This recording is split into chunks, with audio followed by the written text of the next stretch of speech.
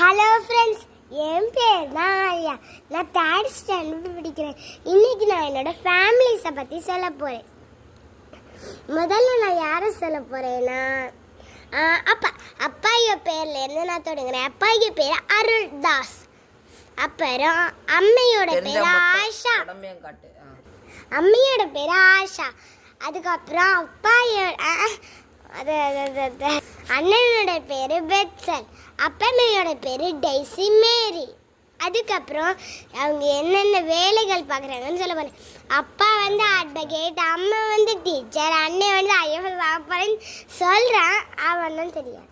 அவன்கிட்ட கேளுங்க, அவன் செஃப். அவன் வந்து அது செஃப் தான்.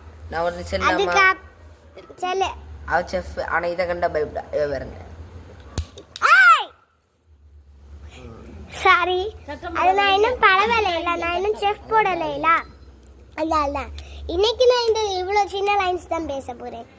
அடுத்த வீடியோவில் நான் பெருசாக பேசலாமான்னு பார்க்குறேன். சரி, இந்த வீடியோ பிடிச்சிருந்தா லைக் பண்ணுங்க, ஷேர் பண்ணுங்க, உங்கள் ஃப்ரெண்ட்ஸ்க்கும் சப்ஸ்கிரைப் பண்ணுங்க. எங்கள் அண்ணன் இருக்க பாருங்க. சரி, டாடா, பாய் பாய், சப்ஸ்கிரைப், பாய். ஹலோ ஃப்ரெண்ட்ஸ், என் பேர் தான் ஆலியா. நான் 3rd ஸ்டாண்டர்ட் படிக்கிறேன்.